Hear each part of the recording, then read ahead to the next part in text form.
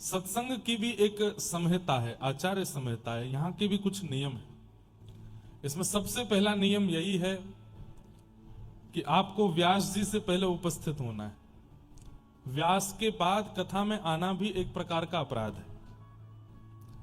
तो जो लोग आज आए हैं वो तो अच्छा है, जो कल से आने वाले हैं उनको भी थोड़ा आप संकेत कीजिए कि महाराज जी से पहले पहुंचो। दूसरे नियम का ध्यान आपको यह रखना है कि आज जहां बैठे हैं 7 दिन तक प्रयास कीजिए वहीं बैठिए, बार बार स्थान मत बदलिएगा।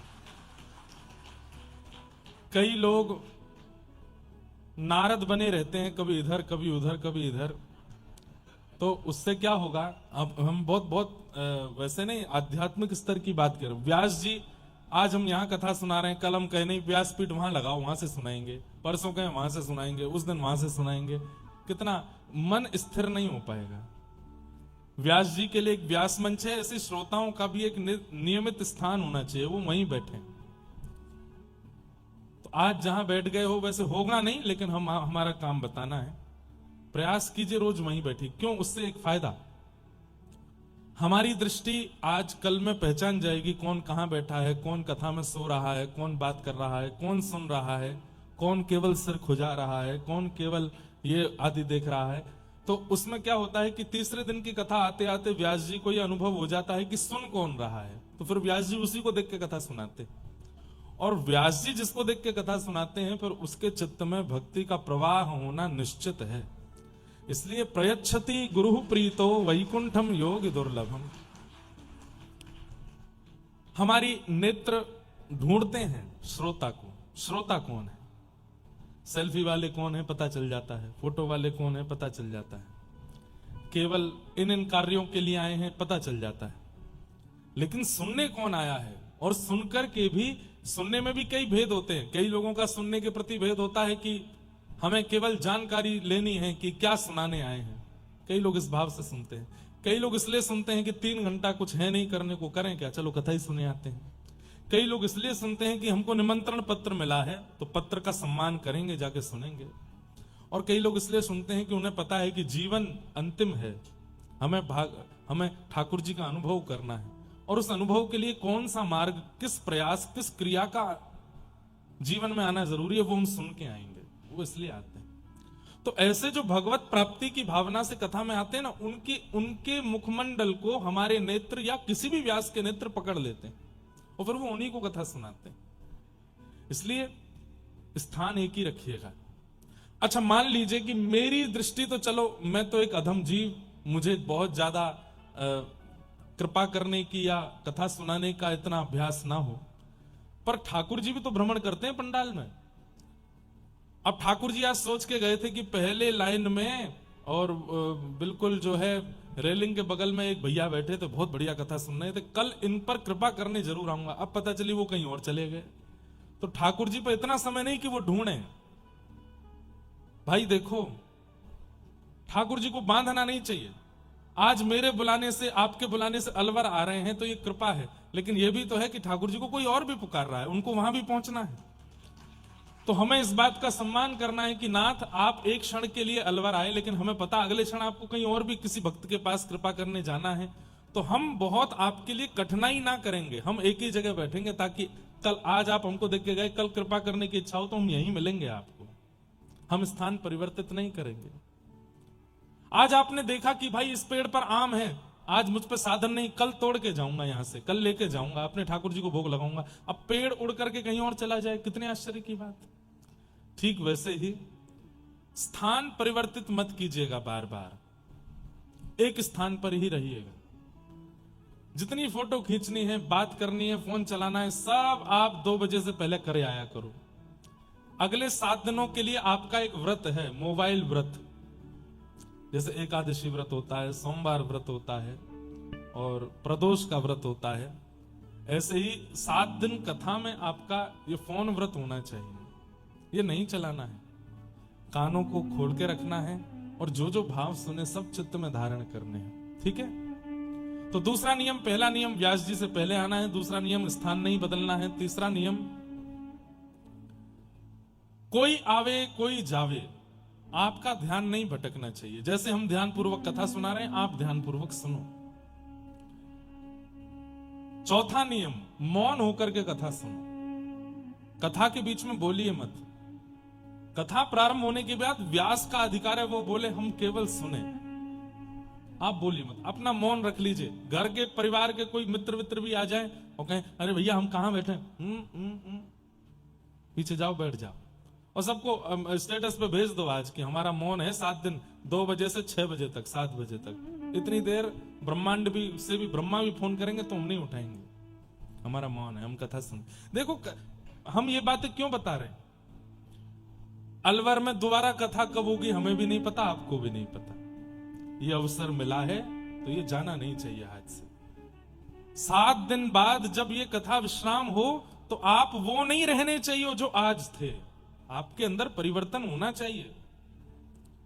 आप वो ना हो जो दुनिया आपको जानती है, आप वो हो जाओ कि श्याम सुंदर आपको जाने। आपके अलवर के एक बहुत अच्छे भक्त हुए, क्या नाम था उनका? याकूब हुसैन। क्या नाम था? मुस्लिम थे, लेकिन ठाकुर जी की कृपा हो गई उन पर, और यहां से ही उनमें भक्ति का प्रवाह हुआ। प्रसंग आएगा तो कथा सुनाऊंगा उनकी। उनके बहुत सुंदर सुंदर पद भी हैं। और हमारे श्री गिरधर लाल जी का जहां ब्याहुला हुआ सरस निकुंज जयपुर, वहीं के शिष्य थे वो याकूब हुसैन। उनका फिर नाम दीक्षा के बाद में आचार्य चरण ने रखा सनम सखी। क्या नाम रखा? सनम सखी। क्योंकि मुस्लिम थे, उनके कुछ उर्दू अल्फाज थे, तो वो जब लिखते थे तो पद तो उसमें भी ऐसे ही भाव थे, तो आचार्य चरण ने उनका नाम सनम सखी रखा। अलवर के ही थे वे। और भी कई भक्त हैं, सब एक एक करके पिटारे खुलते जाएंगे हमारे, जो जो भक्तों के भाव आते जाएंगे सब। अलवर में बहुत भक्त हुए हैं। हम पहली बार अलवर आए हैं, हमें यहाँ के ज्यादा स्थान का भी बोध नहीं है। जो हमने ग्रंथों में पढ़ा है, जो हमने भक्त चरित्रों में पढ़ा, बस उतना ही हम जानते हैं। उससे ज्यादा हमको पता नहीं कि यहाँ कौन कौन से दर्शनीय स्थान हैं, कौन कौन से देव ठाकुर यहाँ विराजमान हैं। तो प्रयास कीजिएगा, हमको उनके बारे में भी बताइएगा, ताकि हम 7 दिनों में दर्शन कर सकें। हो नहीं सकता कि यहाँ कोई ठाकुर ना हो, निश्चित होंगे, निश्चित दिव्य दिव्य स्थान दर्शन के होंगे, तो जरूर उनका भी दर्शन करेंगे। तो ये समय खाली ना जाए। कहीं ऐसा ना हो कि 7 दिन कथा सुन करके केवल हमने धन का व्यय, समय का व्यय और सब चीज का केवल व्यय किया, मिला कुछ नहीं। प्रॉफिट होना चाहिए आपको, लॉस में मत चले जाना। और यहां प्रॉफिट धन के रूप में नहीं होता, यहां प्रॉफिट केवल कृपा के रूप में होता है। तो इसलिए उन सब वो कृपा का प्रॉफिट हो, उसके लिए नियम है जो मैं बता रहा हूं। शास्त्राज्ञा करते हैं कि एक समय भोजन और एक समय फलाहार करके कथा सुननी चाहिए। पूरे दिन फलाहार पे रहिए, कथा विश्राम के बाद प्रसाद पा लीजिए। वैसे तो ये भी नियम है कि फलाहार पे ही कथा सुनो, पूरी कथा ही फलाहार पे सुनो, लेकिन नहीं हो सके तो कम से कम 2 समय फलाहार और 1 समय भोजन। पर आजकल वाला फलाहार नहीं, कुटू की पकौड़ी, कचौड़ी, जलेबी और वो खीर, रायता, ये सब बनाकर फलाहार मतलब फल ही खाना है। रात्रि कथा विश्राम के बाद जब घर जाएं तब ठाकुर जी के लिए प्रसाद बना के सेवन करो। ये सब किस लिए? ताकि चित्त में तामसिकता ना रहे। भाई कोई आर्मी की ट्रेनिंग में जाता है, कोई पुलिस की ट्रेनिंग में जाता है, तो उसको वहां के अनुसार ही भोजन करना पड़ता है। इतना खाना है, ज्यादा नहीं खाना, दौड़ नहीं पाओगे, ये प्रैक्टिस नहीं कर पाओगे, इसमें नहीं चले। ऐसे ही कथा का भी एक नियम है। यहां सब कुछ खाते हुए यदि आप कथा सुनेंगे तो तामसिकता चित्त में रहेगी, और व्यास जी ने जो बात बताई वो सुनाई तो देगी पर स्थिर नहीं होगी। वो सुनाई तो देगी लेकिन आप जीवन में लागू नहीं कर पाओगे। इसलिए तामसिकता ना रहे चित्त में, क्योंकि अन्न में तामसिकता आ जाती है, फल में नहीं आती। तो फल पाइए, 2 समय फल पाइए, 3 समय फल पाइए, कथा सुनिए। लेकिन फल नहीं पा सकते, 4 बार भोजन करो पर कथा सुनो। कथा सुनना, भोजन पर कैसे ताली बजे, अच्छा है, 4 बार करेंगे। कहने का अभिप्राय कैसे भी सुनो, पर सुनना है। तो ये नियम है। कितने 4-5 नियम हो गए। 6वां नियम यह है, 7 दिनों में आपको ना प्रिय लगने वाली कोई भी घटना हो जाए फिर भी गुस्सा मत कीजिएगा। किसी पर क्रोध नहीं करना है। ऐसा भी मत करना कि रुक जा 7 दिन निकल जाने फिर बताऊंगा, ये भी नहीं। क्रोध करना ही नहीं है। इन 7 दिनों में चाहे जो हो जाए क्षमा ही करना है सबको। ठीक है भाई, तू कर ले, क्षमा है। ठीक है, तुमने ऐसा कहा, हम तुमको क्षमा करते। तुमने ये काम बिगाड़ा, हम क्षमा करते। क्षमा। एक बात बताएं बंधुओं, भक्ति जीवन में आएगी तो उसके कुछ लक्षण हैं। उन लक्षणों में सबसे पहला लक्षण है क्षमा। गैर भक्त जो होता है ना, वो क्षमा करना जानता ही नहीं है। वो सबको दंड देना ही जानता है, सबको बुरा बोलना ही जानता है। पर भक्त का स्वरूप कैसा होता है? वो क्षमा करता है। आप कहेंगे महाराज जी कैसी भी परिस्थिति आ जाए, अब परिस्थिति के ऊपर डिपेंड करता है कैसी है, लेकिन वैसे मैं कह दूं कि शरीर कटने तक की परिस्थिति आ जाए तो भी क्षमा कर देना। ये 7 दिनों में आप इस भाव के साथ जब कथा सुनेंगे तो ठाकुर जी भी पूरी परीक्षा लेंगे कि देखूं तो सही क्षमा करेगा कि नहीं। क्षमा, दया, करुणा, इन सब गुणों के साथ में कथा सुनिएगा। ये सब सात्विक गुण हैं। जब सात्विक गुण के साथ हम कथा श्रवण करते हैं तो कथा चित्त में व्यवस्थित अवस्थित होती है। इन नियमों का पालन कीजिएगा। बाकी आप सब लोग सुधी श्रोता हैं। कीर्तन जब भी हो, कथा में भजन जब भी हो तो गाना है, बाकी मौन रहना है। प्यास लगे पानी पहले पी लो, भूख लगे पहले खा लो, बाद में, बीच में कुछ भी नहीं करना है। मेरे सामने करते दिखोगे तो मैं रोकूंगा तो नहीं, पर आपको ध्यान रखना चाहिए कि भाई ये भी तो प्यासे बैठे हैं मंच पे, ये नहीं पी रहे हैं तो हम क्यों पीवें। और अंतिम लक्षण, किसी एक उद्देश्य के साथ कथा सुनिएगा और वो उद्देश्य सांसारी नहीं होना चाहिए। उद्देश्य के साथ, एक लक्ष्य के साथ। और एक बात कहूं, अब अधिकतर मेरी ये बात बोलते ही कई लोगों ने सोच लिया होगा ठीक है श्याम सुंदर के हमको दर्शन हो जाए, हमको यही उद्देश्य है। ये बहुत बाद की बात है। पहले स्वयं से पूछिए योग्य हैं हम? नहीं हैं योग्य। तो सबसे पहला उद्देश्य क्या होना चाहिए कि मेरे अंदर बहुत अवगुण हैं, मेरे अंदर बहुत दोष हैं जिनको मैं चाह के भी नहीं निकाल पाया हूं। पहले मैं उन दोषों का निवारण करूं, उन दोषों से निवृत्त हूं, बाद में ठाकुर जी के लिए पहले योग्य तो बन जाऊं।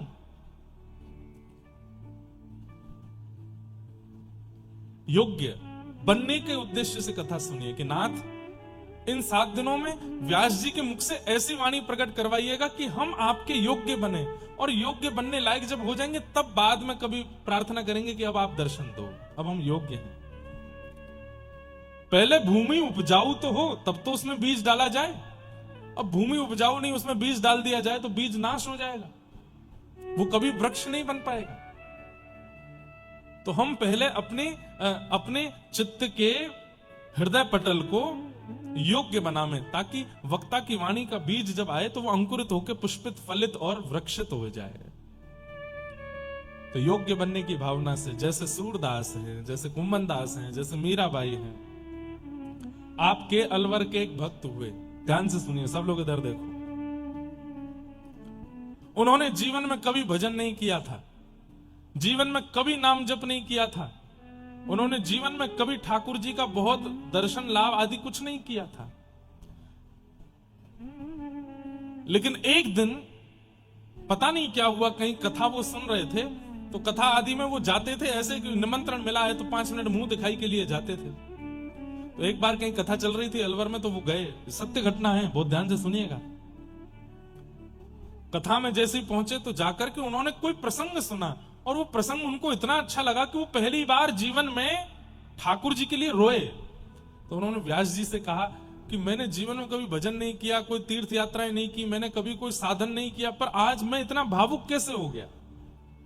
ये चरित्र जो आपने सुनाया, ये कहां का चरित्र है, ये किसने इसकी रचना की है? तब व्यास जी ने बताया ये भक्तमाल जी हैं, और ये भक्तमाल जी की रचना श्री नाभा जी ने की है, उन्हीं की टीका श्री प्रियादास जी ने की, और वो प्रियादास जी आज भी जयपुर में विराजमान है, उन व्यास जी ने बताया। तब वो सेठ जी जयपुर गए और श्री प्रियादास जी से मिले, और प्रियादास जी से कहा वो जो आपने ग्रंथ लिखा है भक्तमाल, वो मुझको दे दीजिए। प्रियादास जी बोले ऐसे कैसे दे दें, हमने इतनी मेहनत करके लिखा है। तो बोले मैं, आप जो सेवा कहेंगे मैं करने को तैयार हूं, एक और ग्रंथ मेरे लिए लिख दीजिए। बोले क्या करोगे, पढ़ोगे? बोले पढ़ना मुझे आता नहीं। बोले फिर क्या करोगे? बोले कुछ नहीं, केवल इतने सारे भक्त जिस ग्रंथ में हैं उस ग्रंथ को हृदय पर लगा करके रखूंगा, बस, और कुछ नहीं। तो श्री प्रियादास जी को इतना अच्छा लगा कि उन्होंने वो ग्रंथ लिखा और लिख करके उन सेठ जी को दे दिया। सेठ जी ने आकर के अलवर में उस ग्रंथ को अपने बच्चों को दिखाया और कहा कि देखो, संपत्ति तुम्हारे नाम कर दूंगा, इतना बंटवारा कर दूंगा, ये सब तुम्हारे नाम सब लिख करके चला जाऊंगा, बस मेरी एक अंतिम इच्छा पूरी कर देना। बोले क्या?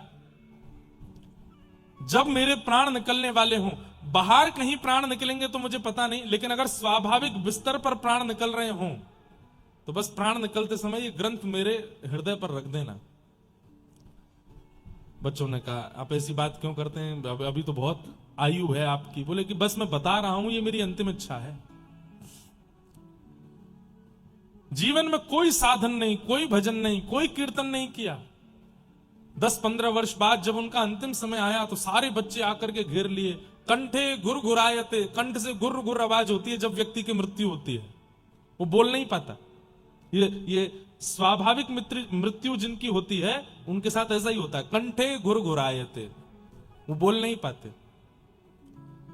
और जितना मोह सामान्य जीवन में व्यक्ति के चित्त में रहता है उसका मल्टीप्लाई इनटू 1000 हो जाता है। मोह, बच्चे की याद, बहू की याद, नाती पोतों की याद, प्रॉपर्टी की याद, इसकी याद, सारी यादें आने लगती हैं और आंखों से बस आंसू निकलते हैं कि ये सब मैंने कमाया जीवन भर, अब छोड़ के जाऊंगा मैं। इतना भयंकर मोह हो जाता है मृत्यु के काल में, और उस मोह की बढ़ने के कारण ठाकुर जी की स्मरण नहीं हो पाता। लेकिन धन्य है वो सेठ जी, जैसे उनका कंठ गुरगुर आवाज करने लगा, चारों तरफ बालक आ गए, कोई हाथ सहला रहा है, कोई पैर सहला रहा है, पिताजी सांस लीजिए, पिताजी सांस लीजिए। तो उन्होंने उस अलमारी की तरफ इशारा किया। बच्चे समझ नहीं पाए तो वो रोने लगे कि अरे तुम समझ क्यों नहीं रहे हो, वहां वो ग्रंथ है, वो मेरी छाती पर रखो। तब एक बालक ने कहा ये अलमारी की तरफ क्यों देख रहे हैं, हो सकता है इनकी कोई प्रिय वस्तु रखी है उसको देखना चाहते होंगे। अलमारी खोली तो वो ग्रंथ रखा था। तब बड़े पुत्र को याद आया, अरे अरे पिताजी ने 10-15 साल पहले कहा था जब मैं मरूं तो ये ग्रंथ मेरी छाती पर रख देना। जैसे ही वो ग्रंथ भक्तमाल जी का उन सेठ जी के हृदय पर रखा, हे कृष्ण हे कृष्ण हे कृष्ण कहकर के उनका शब्द प्रकट हो गया, कंठ बिल्कुल आनंदित हो गया। आहा, हाथ मानो जैसे नृत्य की भंगिमा बनाने लगे। पुत्रों ने कहा पिताजी क्या हुआ, आप अभी बोल नहीं पा रहे थे, आपके मुख से भगवान नाम कैसे निकलने लगा?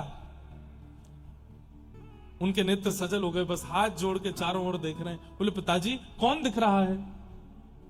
तो वो बोले थोड़ी देर पहले यम के काले काले दूत खड़े थे, मेरे गले में रस्सा उन्होंने बांध दिया था और मुझे खींच करके नरक ले जाने को कह रहे थे, इसीलिए मेरा स्वर नहीं निकल रहा था।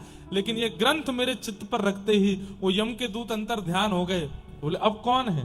बोले भक्तिमती मीराबाई खड़ी हैं, सूरदास खड़े हैं, कुम्मन दास खड़े हैं, गोस्वामी तुलसीदास जी महाराज खड़े हैं, फिर हरिवंश महाप्रभु खड़े हैं, स्वामी श्री हरदास जी महाराज खड़े हैं, नरसिंह मेहता खड़े हैं, सारे भक्त मेरे चारों ओर खड़े हैं। और क्या कह रहे हैं?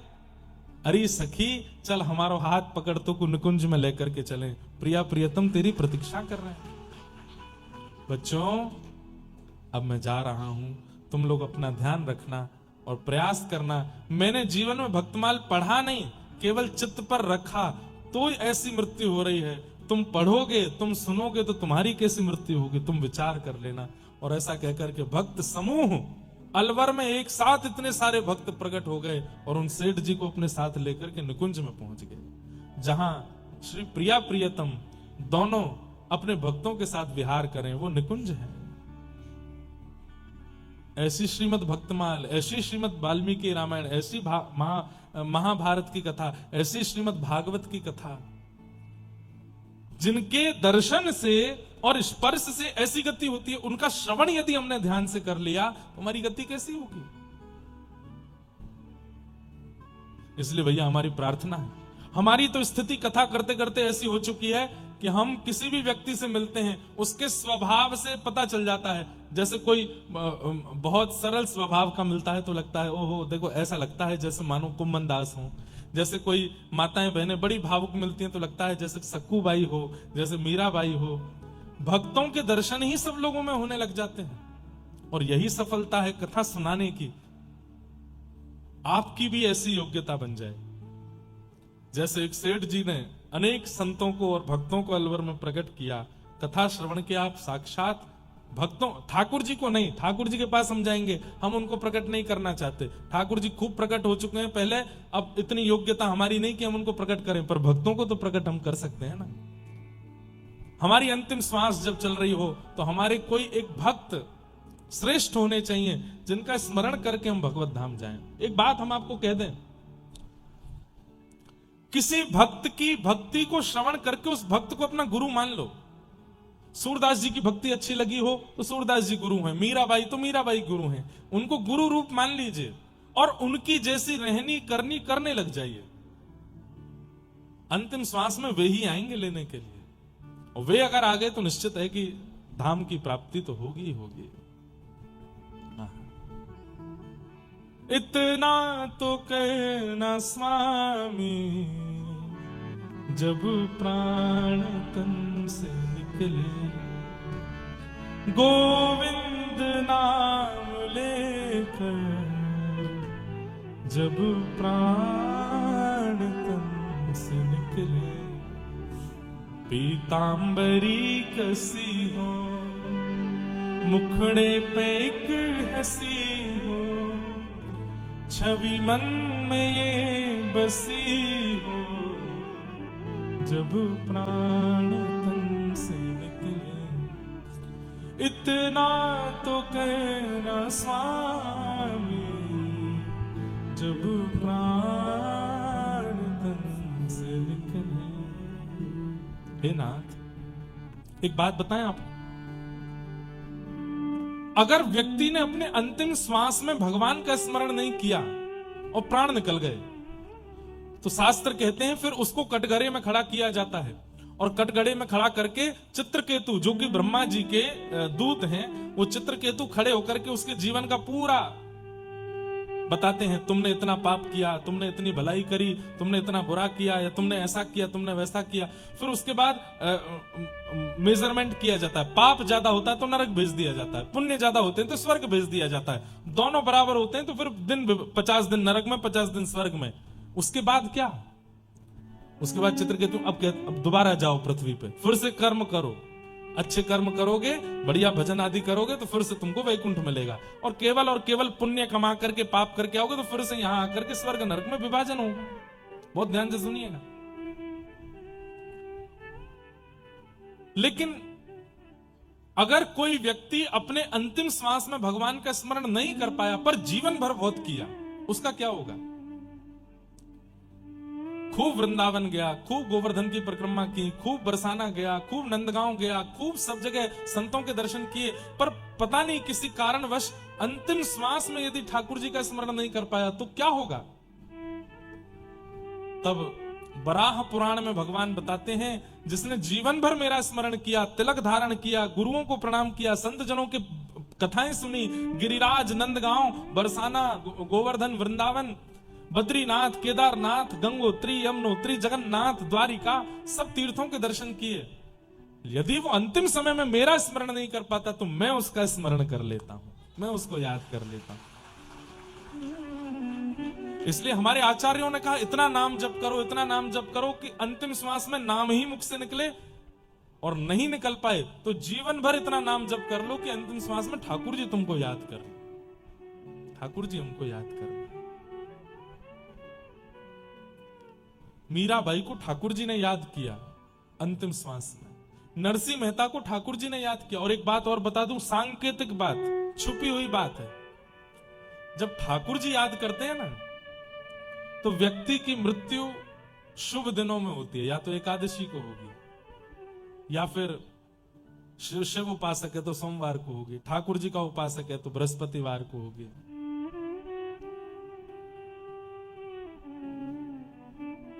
इस प्रकार से शुभ दिनों, जन्माष्टमी, रामनवमी आदि आदि शुभ दिनों में प्रायण होता है। अब आप लोग कहीं पुराने जो गए हैं उनका ढूंढने मत लग जाना कब गए थे, देखें ठाकुर जी ने याद किया था कि नहीं। नहीं, उनकी चिंता नहीं करो, अपनी चिंता करो, उनका मत सोचिएगा। और इससे बहुत ज्यादा वो लोगों को दोष दृष्टि से मत देखने लगो, वो तो ऐसे दिन पे गए थे। नहीं, हम लोगों का सौभाग्य है कि भारत में 365 दिन मंगल ही है, किसी भी दिन प्राण जाए मंगल ही है, लेकिन फिर भी हम अपना विचार करके चलें। एकादशी का दिन हो, ठाकुर जी की मधुर कथा सुनी हो, उस दिन तिलक सिर पर धारण किया गया हो, ठाकुर जी की मधुर सेवा की वजह से हाथों से इत्र की सुगंधी आ रही है, ठाकुर जी का प्रसाद बनाया, भोग लगाया था, मधुर कथा सुन रहे थे तो नेत्र सजल हो गए थे। बस ठाकुर जी के अंग की सुगंधी, मन में कथा का भाव और बुद्धि में केवल केवल श्री राधा नाम गूंज रहा है। तभी कोई ब्रज से आ गया, डोरबेल बजाई, बोले हम आपके लिए प्रसाद लाए बरसाने का। आहा, वो प्रसाद पा लिया। अब जीभ पर भी प्रसाद है, मन में भी प्रसाद है, कानों में भी प्रसाद है, नेत्रों में भी प्रसाद है, बुद्धि में भी प्रसाद है। बस यही क्षण था और उसी क्षण पता नहीं क्या हुआ, अचानक से हृदय गति रुकी, श्वास रुक गई और ठाकुर जी अपने संग ले गए। लोग बाग बंधुओं, इस पंडाल से बाहर ये बात करना मना है, मृत्यु की बात बाहर नहीं कर सकते। भाई शुभ शुभ बोलो, क्या बात कर रहे हो, हैं? मरने की बात क्यों करते? अभी तो जीवन शुरू हुआ है। यही एक जगह है जहां मृत्यु की बात खुल के की जा सकती है। हम सबका जन्म ही हुआ है उस मृत्यु को सफल बनाने का। मेरे से बड़ी उम्र के लोग यहां बैठे हैं, मैं तो आपसे बहुत छोटा हूं।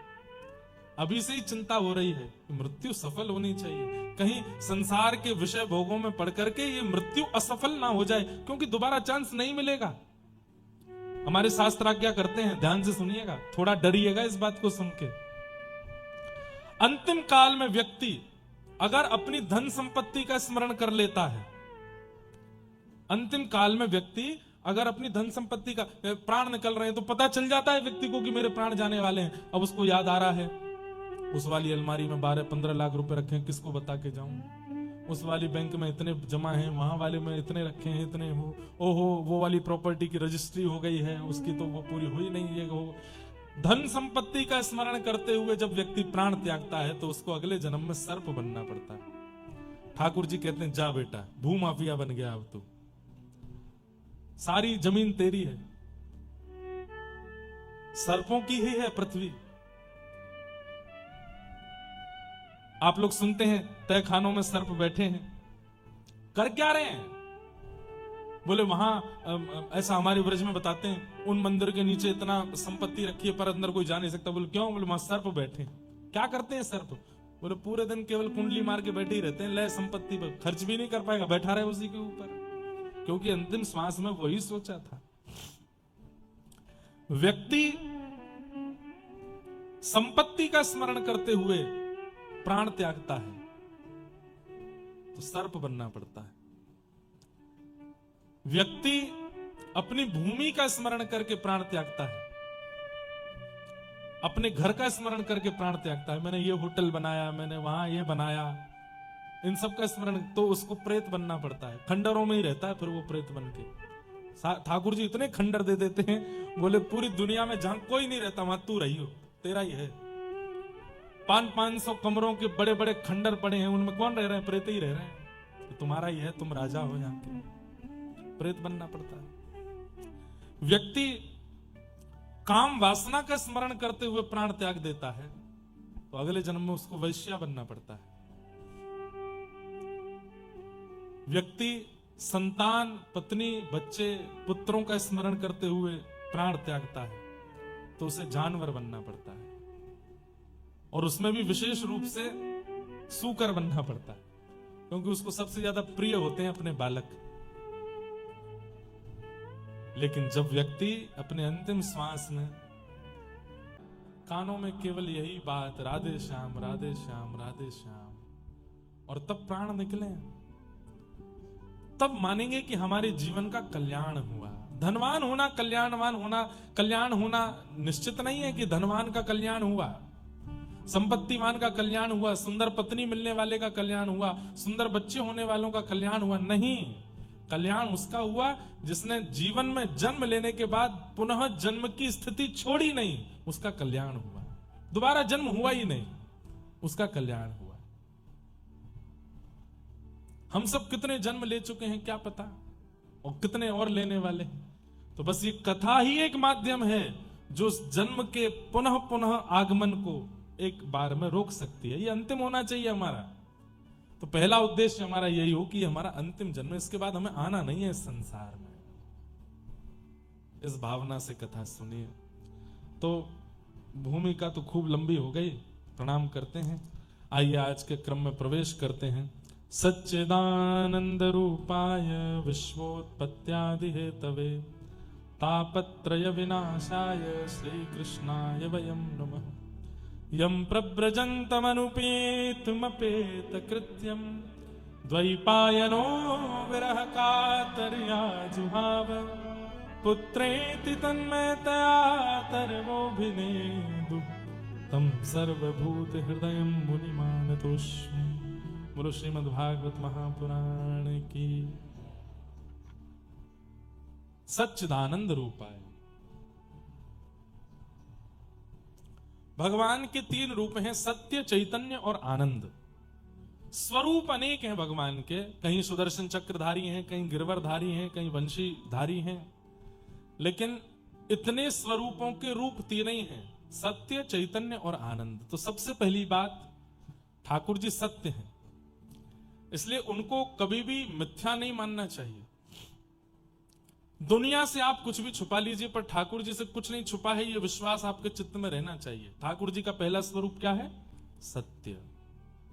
ठाकुर जी का दूसरा स्वरूप क्या है? चैतन्य। जड़ नहीं है ठाकुर जी, पाषाण नहीं है, मूर्ति नहीं है, चैतन्य है। जैसे हम चैतन्य हैं, चल फिर रहे हैं, उठ रहे हैं, बैठ रहे हैं, खा रहे हैं, पी रहे हैं, हंस रहे हैं, ये सारी चैतन्यता जिनके चित्त में विराजमान, वो है ठाकुर जी। ठाकुर जी चैतन्य है, सत्य, चैतन्य। और तीसरा ठाकुर जी का स्वरूप है आनंद। ठाकुर जी आनंद देते। यहां 7 दिन कथा सुनेंगे आप। आज पहले दिन की सुन के जाएंगे, कल फिर मन होगा कथा सुनने चलें, परसों फिर मन होगा कथा सुनने चलें। ये मन क्यों हो रहा है बार बार? बोले अच्छा लगा कथा में। ये अच्छा जो ठाकुर जी की कथा में, ठाकुर जी के दर्शन में, ठाकुर जी के धाम तीर्थ यात्रा में जो अच्छा लगता है, वो सुख नहीं है, वो आनंद है। वो आनंद है, और वो आनंद ही श्री कृष्ण है। जो यहां कथा में आप लोगों को अनुभूति हो रही है, ये अब नीचे बैठे हैं, फर्श पे बैठे हैं। कोई बहुत अच्छे फर्श तो नहीं है, ठोस फर्श है, पीछे कोई ट्रैक भी नहीं है। हमारे तो फिर भी एसी लग रहे हैं, आप तो एसी पंखा में बैठे हो। इतनी अव्यवस्था में भी प्रसन्नता है, ये आनंद है, ये सुख नहीं हो सकता। यही कथा का पंडाल नहीं होता, कथा का मंच नहीं होता, यहां कोई सांसारिक क्रिया चल रही होती तो आप बैठ नहीं पाते नीचे। आप बोले भाई कुर्सी हो तो दिलवाओ, नीचे नहीं बैठ सकते। क्यों? व्यवस्था से मिलने वाला जो सुख है वो सुख कहलाता, पर अव्यवस्था में भी जो सुख दे वो आनंद है। ये आनंद ही कृष्ण है। तो भगवान के 3 स्वरूप हैं, सत्य, चैतन्य और आनंद। इन 3 चीजों को, इन 3 भावों को चित्त में व्यवस्थित रखिए। पहली बात, तुम जानत सब अंतर्यामी। ठाकुर जी सब जानते हैं, उन्हें सब पता है। तुम जानत सब अंतर्यामी, सब पता है ठाकुर जी को। यह विश्वास चित्त में रखिए कि उन्हें सब पता है। आपको सत्य बता रहे हैं, भक्ति मार्ग में प्रवेश आपका यहीं से हो जाएगा कि आप ये विश्वास चित्त में रखते हैं कि उनको सब पता है। कई लोग मंदिर इसलिए जाते हैं, उनको लगता है ठाकुर जी को पता नहीं है मेरी परिस्थिति क्या, मैं बता के आऊं। नहीं, वो सब जानते हैं, उन्हें पता है। इससे होगा क्या? कल को जीवन में कष्ट आने पर, दुविधा आने पर, पीड़ा आने पर आप शांत रहोगे। क्यों? ठाकुर जी को पता है अभी शायद इसमें मेरी भलाई है इसलिए ऐसा दे रहे हैं, कुछ समय बाद अच्छा देंगे, शायद उसमें मेरी भलाई होगी। तुम जानत सब अंतर्यामी। तो पहला भाव, ठाकुर जी के प्रति विश्वास रखो कि वो सत्य जानते हैं, उन्हें पता है। दूसरा, अब पहली जो सत्य की बात है, इसमें एक प्रसंग याद आता है, सुना होगा आपने, बड़ा प्रसंग अद्भुत है। साक्षी गोपाल भगवान। कई मंदिरों में आप जाते हैं तो वहां पर आपको साक्षी गोपाल भगवान जरूर मिलते होंगे। अभी हम परसों ही महाकाल भगवान को दर्शन करके आए, वहां पे भी साक्षी गोपाल है। हमको पुजारी जी लेके बोले साक्षी गोपाल हैं, इनको प्रणाम किए बिना महाकाल को प्रणाम किया, ये रजिस्टर में लिखा नहीं जाता चित्रकेतु के पास। यही साक्षी लेते हैं। साक्षी गोपाल करते क्या है, आपने क्या किया ये उनको पता है, उसकी साक्षी लेते हैं, उसकी गवाही देते हैं। तीर्थ यात्रा पर कुछ लोग गए हुए थे, तीर्थ यात्रा विश्राम हुई तो एक बड़े वयोवृद्ध थे, उन्होंने एक युवा बालक को उसकी पीठ पे हाथ धर के कहा, तुमने मेरी इतनी सेवा करी है इस पूरी यात्रा में, अब तुम वापस गांव चलोगे, अपनी पौत्री का, अपने पुत्र की पुत्री का तुमसे ब्याह कराऊंगा। उस व्यक्ति ने कहा, मेरी ब्याह की इच्छा नहीं है, लेकिन आप कह रहे हैं तो मैं मना क्यों करूं। कोई गुलाब जामुन परोसे तो भले इच्छा ना हो, बात तो लेना ही चाहिए। जलेबी दे रहा हो, मना क्यों करो। ब्याह की इच्छा तो नहीं है, पर आप अपनी तरफ से ऑफर दे रहे हो तो कर लेंगे। लेकिन जैसे ही गांव पहुंचे, वो वयोवृद्ध ने गांव के लोगों से जाके कहा, मैंने अपनी पौत्री के लिए एक लड़का देखा है। बोले कौन है, बोले पास के गांव का है, तीर्थ यात्रा में गया था, आदि आदि सब बात कही। घर के लोगों ने कहा, आप भी कुछ सोचते नहीं, विचारते नहीं, घर में किसी से पूछा नहीं, पक्की करे आए वहां पे, हम नहीं करेंगे ब्याह। तो बेचारे वृद्ध अकेले पड़ गए। 4 दिन बाद का समय दिया था उस लड़के को कि तुम आ जाना अपने परिवार वालों के साथ। वो आ गया। जैसे ही घर पहुंचा तो वृद्ध ने बाहर ही रोक लिया उसको और उससे कहा, भाई देखो क्यों आए हो तुम। बोले आपने कहा था कि अपनी पौत्री का आप ब्याह करेंगे, तो मैं परिवार वालों को लेके आया हूं। बोले ऐसे झूठ बोल रहे हो, मैंने तो कुछ नहीं कहा, मैंने तुमसे कहा ही नहीं था, तुमने कोई स्वप्न देखा होगा या तुम मिथ्या बोल रहे हो। अरे भैया, सबको इकट्ठा करके उसके परिवार वालों के सामने बोला, मैंने इससे कहा ही नहीं कि मैं अपनी पौत्री का ब्याह करूंगा, ये झूठ बोल रहा है। वो लड़का रोने लगा, उसने तो पूरे हाथ पांव बांध लिए, बोले मैं ब्याह नहीं करूंगा, लेकिन मैं ये बात साबित करके रहूंगा कि आपने कहा था, आप झूठ बोल रहे हो। गांव के सरपंचों ने बुला करके कहा, बोले भैया क्या बात है।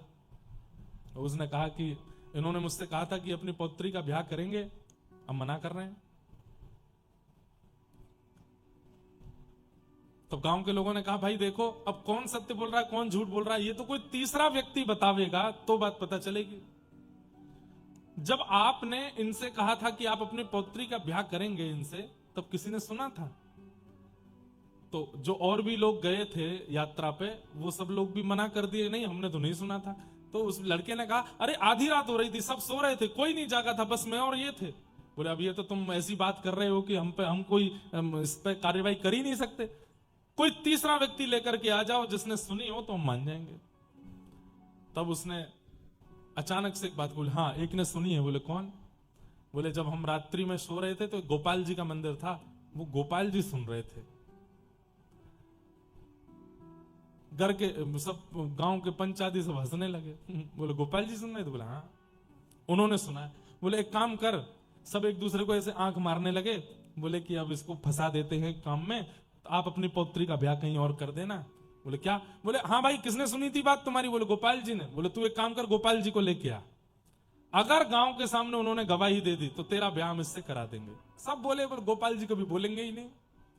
लेकिन उसको इतना विश्वास था ठाकुर जी के ऊपर, चल दिया। और महाराज कितने दिन लगा करके वृंदावन आया उड़ीसा से, और आकर के ठाकुर जी से कहा, ठाकुर जी मुझे ब्याह करने की बहुत इच्छा नहीं है, पर मैं केवल इतना चाहता हूं कि वो व्यक्ति झूठ बोल रहा है इसका पूरी दुनिया को पता चले। और दूसरी बात, मैंने जब कहा कि आपने बात सुनी है तो सब हंस रहे थे, तो सबको ये बात बता दीजिए कि आपने सुनी थी, उन्होंने कहा था कि वो अपनी पौत्री का ब्याह करेंगे। ठाकुर जी तो ऐसे ही बैठे रहे, कुछ नहीं बोले। उसने मक्खन का भोग लगाया, ठाकुर जी को माला पहनाई, ठाकुर जी को इत्र लगाया। बोले आप बोलते क्यों नहीं हो, कुछ बोल दीजिए ना। हाँ अपना काम होता तो नेक में ही बोल पड़ते, अब मेरे काम बनना है तो क्यों बोलोगे। ठाकुर जी से वार्ता करने लगा। देखिए नाथ, आप बोलो चाहे मत बोलो, पर मैं ये जानता हूं कि आपने सुना है। बिन पग चले ही सुने ही बिन काना, मैंने सुना है कि आप सुनते हैं। तीसरा कोई नहीं था जिसने सुना था, आपने सुना था। कृपा करके चलिए ना मेरे गांव। रात्रि का समय हो गया, मंदिर बंद हो गया, पुजारी जी ने पर्दे आदि लगा दिए, बाहर देली पे बैठ के सिर पटकने लगा। बोले क्यों नहीं बोल रहे हो? नामदेव के लिए आप प्रकट हो गए थे, सूरदास के लिए प्रकट हो गए थे, सक्कूबाई के लिए प्रकट, मेरे लिए क्यों नहीं बोल रहे? मैं कुछ और नहीं चाहता, केवल बोल दीजिए कि आपने सुना था। मंदिर बंद के अंदर से ठाकुर जी बोल पड़े, ए बावड़े, ये कलयुग है, कलयुग में मैं मूर्ति के रूप में, मूर्ति कोई चलती है? मूर्ति चलती नहीं। बाहर से वो भक्त बोला, तो वो बोलती भी तो नहीं है मूर्ति, आप बोल कैसे रहे हो? नाम जप भी नहीं करते, परिक्रमा भी नहीं करते। ऐसे साधन शून्यों को भी ठाकुर जी मिले हैं। कैसे मिले हैं? केवल और केवल विश्वास की कसौटी पर। उसे विश्वास है कि उन्होंने सुना है और वो इसी की रट लगाता रहा, ठाकुर जी प्रकट हो गए। बोले, देख तेरा गांव बहुत दूर है वृंदावन से, आने जाने में बहुत समय लगेगा। तो बोले, तो क्या हो गया, चल दो। अरे वो बात ठीक है, पर तुम सब भक्त लोग हो, तुम लोग तो भूख प्यास सह ले, तो मुझसे नहीं सहन होता है। मैं तो एकादशी भी नहीं करता, मैं तो उस दिन भी प्रसाद पाता हूं, 8 बार भोजन करता हूं दिन में। बोले, मैं आपकी सब व्यवस्था कर दूंगा 8 बार भोजन की। बोले, इतना सारा भोजन कैसे लेके चलोगे? बोले, बैलगाड़ी में ले चलूंगा, पर आप चलो, मैं अपने हाथ से बना बना के पवाया करूंगा। ठाकुर जी बोले, अच्छा। और कहीं तुम हमको ले गए और अपने गांव से फिर वहां अपना काम वाम बनवा के वो मुझसे बोले, अब चले जाओ अकेले वापस, तो नहीं नहीं, आप कहेंगे तो मैं छोड़ने भी आऊंगा, और फिर पूरे रास्ते भोजन बनाता लाऊंगा, आप चिंता मत करो। ठाकुर जी बोले, तो फिर एक बात और सुनो। बोले, क्या? जब हम रुकेंगे तब हम दिखेंगे, जब चला करेंगे तो हम दिखेंगे नहीं।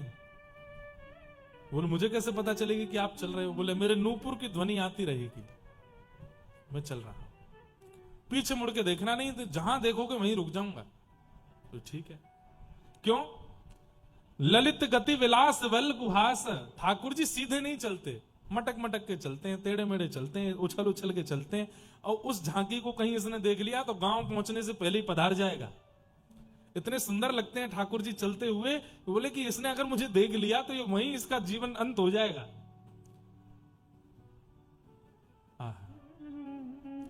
ललित गति के साथ ठाकुर जी चल पड़े वृंदावन से, जगह जगह रुक करके। अब जगह जगह नहीं रुक रहे हैं, एक दिन में 8 बार रुकते हैं। फिर वो भोजन बनाता है, ठाकुर जी को पवाता है।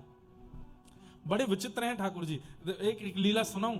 श्रीनाथ जी जब गोवर्धन से उदयपुर, अभी ठाकुर जी उदयपुर के पास में विराजमान, श्रीनाथ जी आज से 500 साल पहले गिरिराज जी में, जतिपुरा के पास में ऊपर मंदिर में विराजते थे। गिरिराज जी की परिक्रमा करते हैं तो गिरिराज जी के पर्वत के ऊपर जो श्रीनाथ जी का सफेद मंदिर दिखता है, उसी में श्रीनाथ जी विराजते थे। 500 वर्ष पहले औरंगजेब के आक्रमण के कारण ठाकुर जी और एक अजब कुमारी नाम की भक्ता हुई राजस्थान में, उसके लिए ठाकुर जी वहां चले गए। तो जगह जगह ठाकुर जी के पड़ाव पड़े। कोटा में भी चरण चौकी है, ठाकुर जी कुछ दिन वहां रहे, जोधपुर में भी रहे, उदयपुर में भी रहे, कुछ कुछ दिन, कुछ कुछ साल सब जगह रुकते हुए, प्रसाद आरोगते हुए सब जगह से फिर नाथ द्वारा पहुंचे। ध्यान से सुनिए सब लोग, इधर देखो। तो जोधपुर के पास में उससे पहले अष्टयाम ठाकुर जी का भोग लगता था। जैसे सुबह 8:30 बजे बाल भोग लगना है, तो 8:30 बजे जिस नगर में पहुंचते थे ठाकुर जी, उस नगर के लोग बाल भोग तैयार करते थे, ठाकुर जी को पवाते थे। कुछ टोलियां आगे चल के बता देती थी, इतने बजे तक श्रीनाथ जी आएंगे, आप लोग राजभोग तैयार कर लो। शुद्ध पवित्र स्थिति में राजभोग तैयार होता था, ऐसे चलते थे। तो एक बालक था, उसने कथा में सुना था कि ठाकुर जी के लिए कुछ भी अर्पित करोगे तो ठाकुर जी प्रेम से अर्पित की गई वस्तु को स्वीकार करते हैं। बड़ा ठाकुर जी का भक्त। आज उसको जब सुनाई दिया कि श्रीनाथ जी ब्रज से राजस्थान आ रहे हैं और हमारे गांव से निकलेंगे, तो उसने सोचा कि सब भोजन बना रहे हैं, सब प्रसादी बना रहे हैं, मैं छोटा बालक में क्या बनाऊं। तो उसने कील हथौड़ी से ठोक करके सुंदर ठाकुर जी के लिए चौकी बनाई कि ठाकुर जी पाएंगे तो थाल रखेंगे कहां पर। अब उसको यह नहीं पता था कि थाल रखने की चौकी होगी, सब संगी लेके चल रहे हैं, लेकिन उसने बड़े भाव से एक चौकी बनाई। अब छोटे से बालक ने बनाई, बनवाई, जैसे भी हो, वो ज्यादा बढ़िया नहीं थी, मतलब ऐसी थी कि उस पर थाल रखें तो वो चौकी ऐसे हिलती थी, लेकिन उसने बनाई बड़े प्रेम से। ठाकुर जी का रथ जैसे ही उस गांव में पहुंचा, गांव के लोग सामग्रियां लेकर के पहुंचे। पीछे चांदी की, सोने की चौकियां ठाकुर जी की रखी थी, जैसे ही ला करके रखी तो ठाकुर जी ने गुसाई जी से सर हिला के मना किया, इस पे नहीं पाएंगे।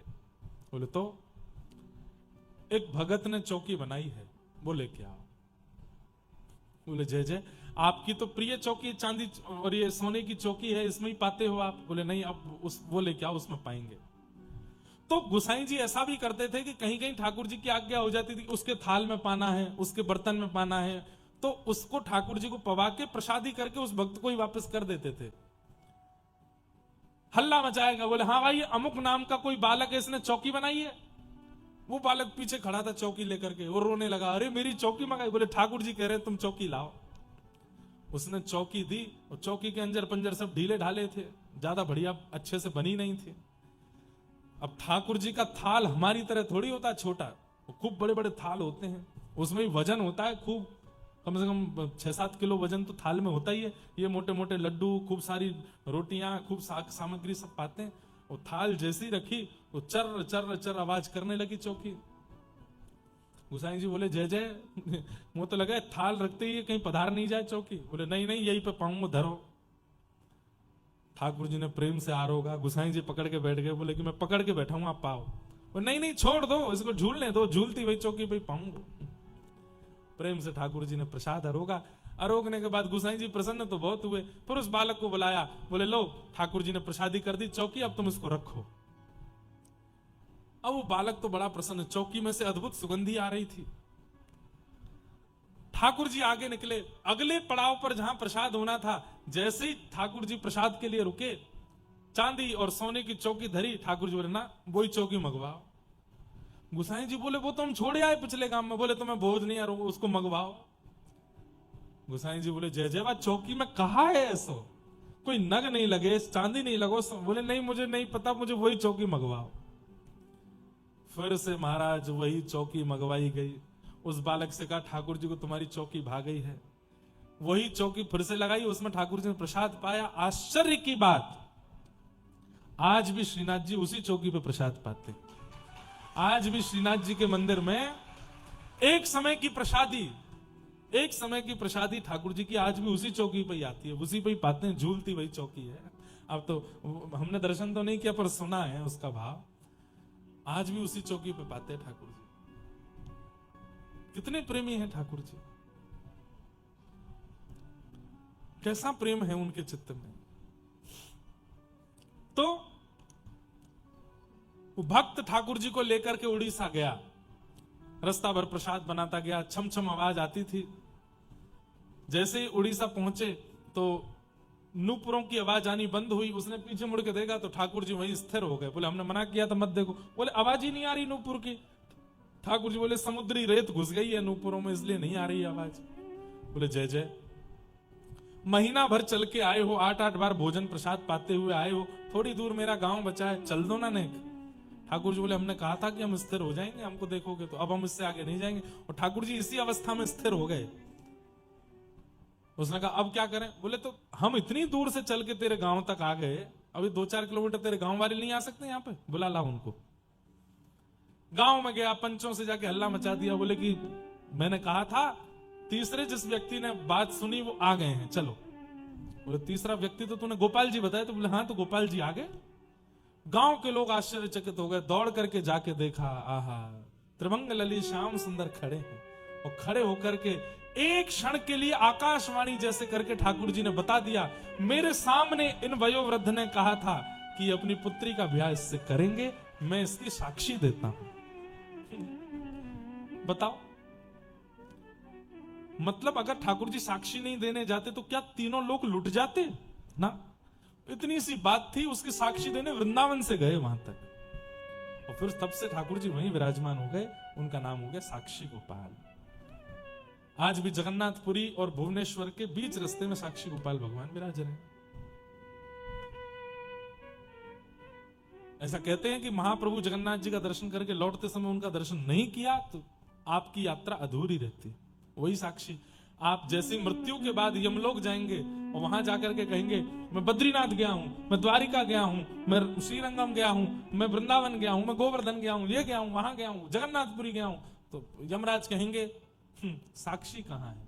हमको कैसे पता? अब जैसे पासपोर्ट होता है ना, आप जिस देश में जाते हैं वहां की मोहर लगती है, तो आपका पासपोर्ट इस बात की गवाही देता है कि आप इस देश में इन दिनों में जा चुके हो। भगवान ना करे कोई केस कर दे आप पे। उस दिन इसने मेरी दुकान पे आग लगाई, आपने कहे भाई इन दिनों तुम्हें विदेश में था, कैसे बताओगे? बोले लोग मोहर लगी है, इस डेट को मैं भारत से चला गया था। ठीक वैसे ही यमराज कहते हैं कि मोहर कहां है? तुरंत आप आंख बंद करके साक्षी गोपाल भगवान के अगर दर्शन किए होंगे तो उनका स्मरण कर लेना, हे साक्षी गोपाल भगवान आइए बता दीजिए। तब साक्षी गोपाल भगवान आते हैं, पूरा खर्रा बताते हैं। बचपन में पिताजी के साथ वहां गया था, मौसी के साथ वहां, बुआ के साथ वहां, इतनी गंगा स्नान, इतना ये, इतना वो, इतना ये, इतना ये सब इसने किया। इतना मिला करके इतनी यात्राएं इसने जीवन में की। ऐसे गोपाल जी। पर मुझे ऐसा लगता है साक्षी गोपाल भगवान भी देखते होंगे, भजनानंदी की साक्षी देने जाते होंगे, एरे गेरे इनकी नहीं देते होंगे। एरे गेरे कौन है? जो ट्रिप करने जाते हैं, यात्रा करने नहीं, ट्रिप करने जाते हैं कई। वो ट्रिप कैसे करते हैं? वो धाम में जाकर के भी व्यसन ही करते हैं, बस धाम नाम के मात्रा नाम भाव से गए, वहां गए, पर वहां जाकर के भी शुद्धता, पवित्रता, इन सब का ध्यान नहीं रखा। ऐसे लोगों की साक्षी ठाकुर जी नहीं देते, भजन के भाव वालों की साक्षी। तो ये बात मैं क्यों बता रहा था? भगवान सत्य हैं, वो सब जानते हैं। ठाकुर जी का दूसरा स्वरूप है चैतन्य। वो जड़ नहीं है, वो मूर्ति नहीं है, पाषाण नहीं है, फोटो नहीं है, वो साक्षात चैतन्य है। बस आपके अंदर इतनी काबिलियत होनी चाहिए कि जड़ ठाकुर जी को आप चला सको, जड़ ठाकुर जी को आप बुला सको, जड़ ठाकुर जी को आप नचा सको।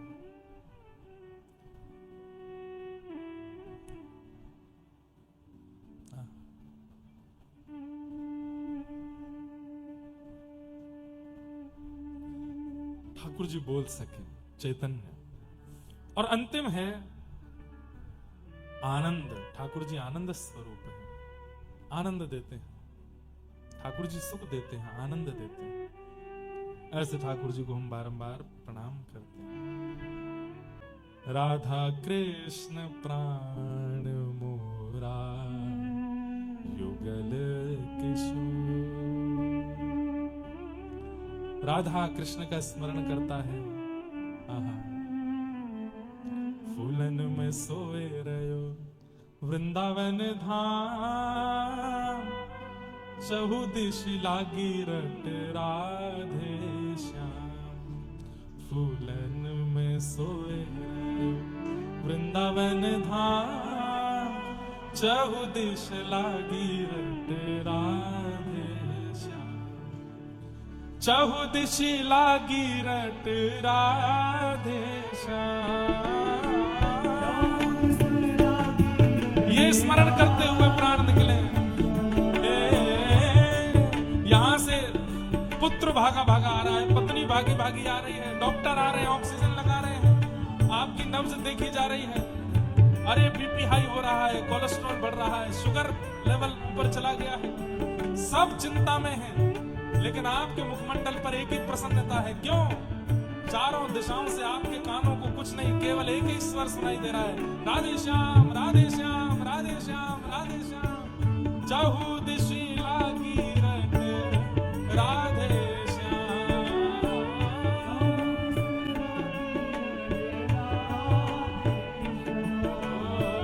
चहु दिशि लागी रट राधे श्याम।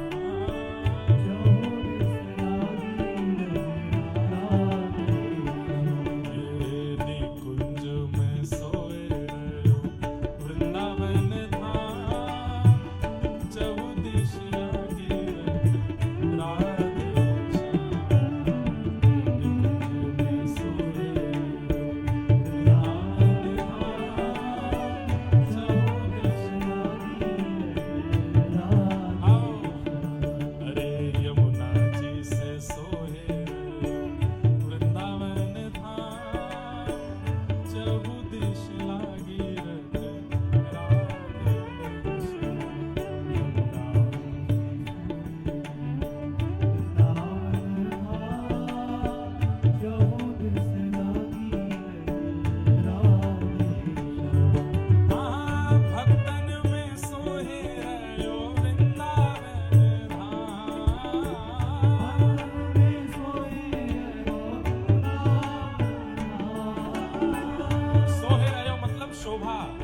वृंदावन की शोभा किससे हो रही है? यमुना जी से हो रही है, लता पताओं से हो रही है, भक्तों से हो रही है। भक्तन में सोही गयो वृंदावन धाम,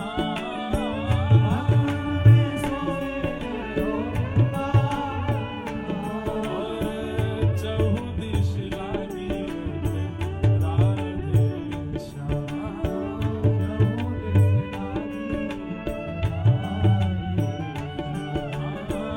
चहु दिश लागी राधे श्याम।